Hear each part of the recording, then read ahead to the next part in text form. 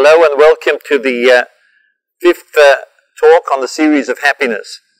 In our last talk, we spoke of the importance of looking at what happens to us in life as part of our mission. Not just a happening and happenstance, a matter of luck, a matter of chance, but rather we are where we're meant to be, when we're meant to be, how we're meant to be, at any given moment of time. What we're saying essentially is that happiness is not, or the lack of it, is not as a result of circumstances, but rather it's a result of our interpretation of those circumstances. In Jewish thought, there's something very interesting. It says in the Zohar that the Hebrew word for besimcha, which means with joy, is the same Hebrew word as machshava, which means thought. What this means is that whether we're joyful or not is not a factor, it's not a product of the circumstances, but rather it's a product of the machshava, our thinking of those circumstances, our perspective on those circumstances. Two people can look at exactly the same circumstances and interpret them very, very differently.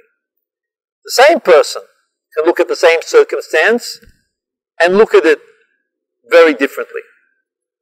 In Stephen Covey's very famous work, The 7 Habits of Highly Effective People, in his introduction, he tells of a time that he was in a train. A lot of other passages in the train as well. Everyone was sitting quietly, reading their newspapers, weren't listening to iPhones. It was before the era of iPhones.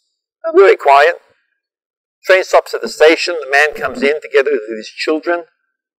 And all of a sudden, the children start running wild around the carriage.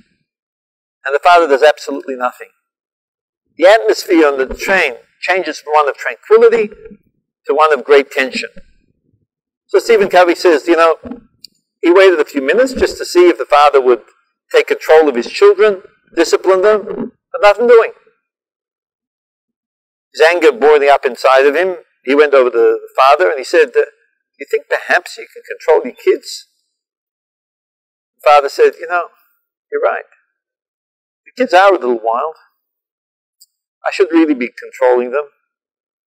I wish I could. I'm finding it very, very difficult. I think the kids are also finding it difficult.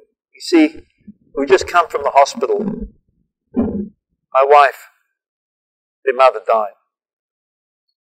In that one moment, Stephen Covey says, his anger turned to sympathy. His sense of entitlement, of peace and tranquility on the train, turned to one of embarrassment. But how could he have said this to this man who had suffered such a great loss? The circumstance was the same. The children were running wild in the train. But the understanding of that circumstance was totally different. The same thing is also in life. We see all sorts of things happening to us in our lives, happening to other people in our lives. We can look at them negatively, become very upset, angry, unhappy, depressed. Or rather, we can look at them as part of divine mission. That everything that happens is meant to happen. The only question that there is what are we doing to make those circumstances better? We don't have a right to ask why things are happening in life.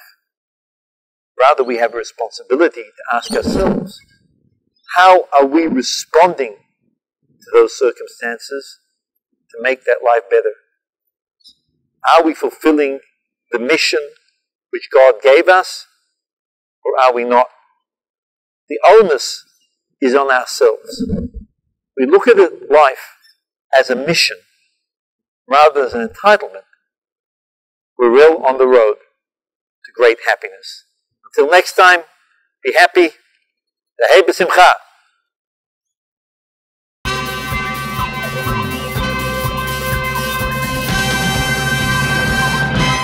JewishTV.media